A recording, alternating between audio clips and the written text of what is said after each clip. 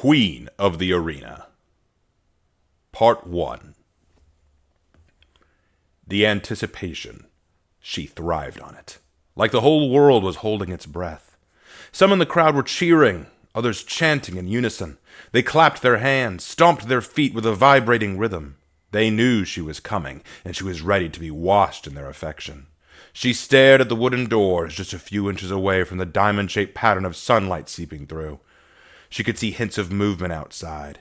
She wondered what awaited her in the arena this time. Would it prove to be a challenge? Or would this be the day she finally lost? The cheering stopped. Silence fell, and the doors creaked open. She took one step forward, out of the dark once more and into the scorching gaze of the sun. Then the cheers returned, 1,000-fold louder than they had been a moment ago. The people jumped up and down, waving and clapping. She heard her name shouted at her. Kalliopi! Shoulders squared, she kept on walking, nourishing by the crowd's embrace. She glanced up at the lifeless, multicolored banners hanging lazily against the windless sky. She didn't even bother to look at Guljean, the Hatun who had taken everything from her. She wasn't worth her attention. All that mattered was the crowd and the warriors standing in front of her. 4 challengers were spread out evenly across the arena. A formidable number, even by her standards. Usually a match was against 1 or 2 opponents at the most, but if that number intimidated her, she didn't let it show. She had a reputation to live up to. Queen Kalliopi, undefeated champion of the games. Besides, whatever more had she to lose? She kept on advancing, buckler held high to salute the crowd. Then she stopped, planting her trident in the hardened soil of her battleground. She stared at the warrior close to her. A bloodthirsty raider she had seen being brought into the arena's dungeons only a few days before, and she waited. She closed her eyes, and for a moment she was somewhere else. Home.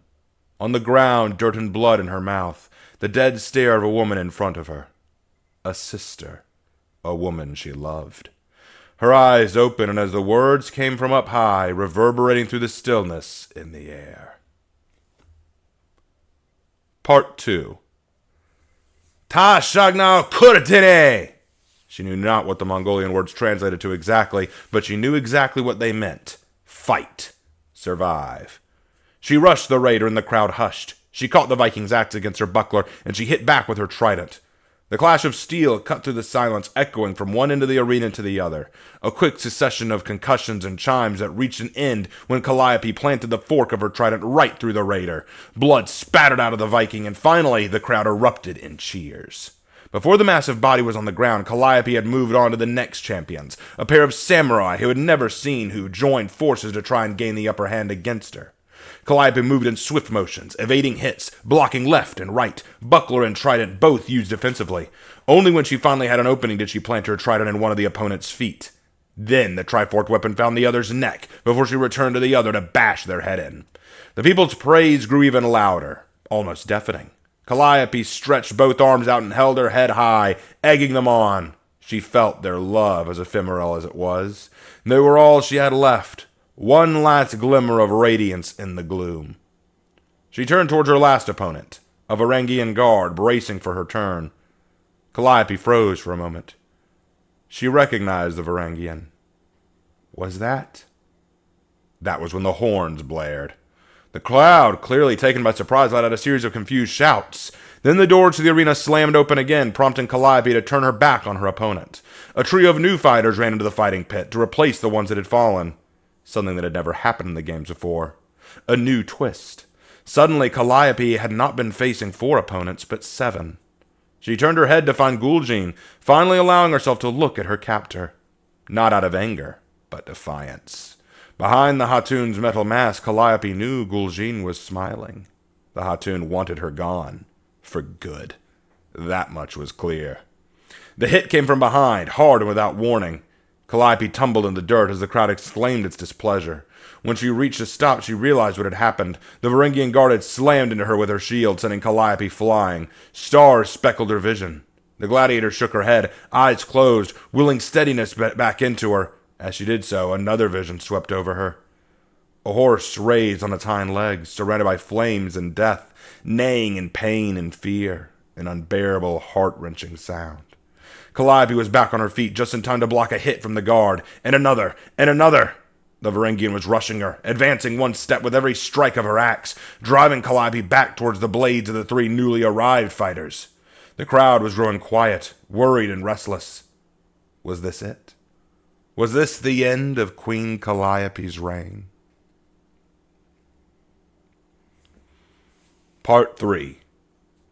No, she decided.